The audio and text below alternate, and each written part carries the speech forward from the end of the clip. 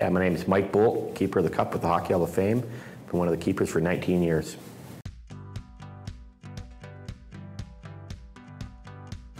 Well, I always say not be a good hockey player because growing up in Canada, you don't dream of looking after it, you dream of winning it. But the second best thing is to get a job at the Hockey Hall of Fame, which is in downtown Toronto. And I did a variety of different jobs for them over the years, and in 2000 I got appointed to the Stanley Cup, and it's been an honor and a privilege ever since to travel with it around the world.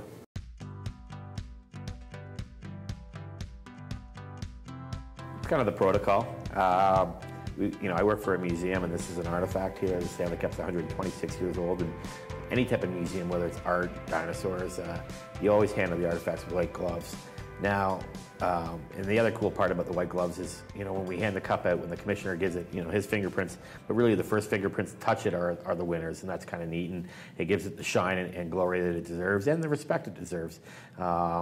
But at the same time, yeah, they do drink beer out of it and slobber all over it, and fans are allowed to touch it, and they can put their arms around it, people can give it a kiss. It also maybe protects my hands too a little bit. Probably another unusual spot I've been with the Stanley Cup is Afghanistan. To bring the Stanley Cup over to the middle of a war zone with the troops, bring a little taste of home for them and let them know we were thinking about them was one of the most rewarding and amazing experiences I've ever had. There were a lot of different emotions being over there in Afghanistan for sure.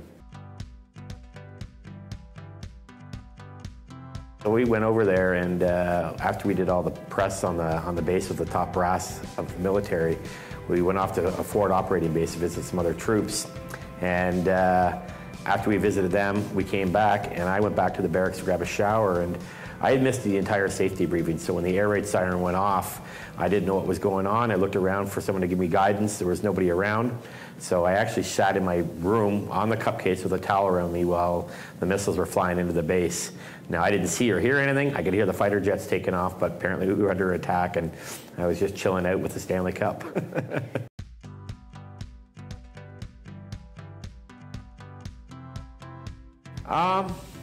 When you fly, because we have to check it, things changed after 9/11, as everybody knows, and so we don't have the luxury of getting into the airplane as easily as we wanted before, and so there's always a little nerve-wracking when you're flying. You want to make sure it gets from A to B, because as I tell the airline, they don't want to see this guy, they want to see that guy.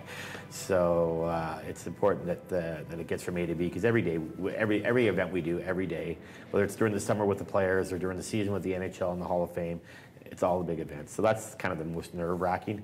And has it missed a flight or two? I'm in one city and it's in another. Yeah, it does happen. But percentage-wise, for how much we fly, the airlines do a very good job.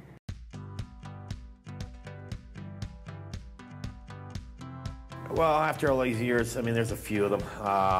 I've seen grown men cry, just fans, I've been a fan for, a 75-year-old man has been a fan for over 60 years, and it being his first or her first time seeing the cup, the emotion. Just this morning here in the hotel, I was kind enough to open up the cup for some of the hotel staff, and there were some people there, and this woman freaked out. She was from Washington, and just treated like any other rock star, just started shrieking and couldn't believe she was that close to the cup. And on a day-to-day basis, you kind of get that reaction for sure.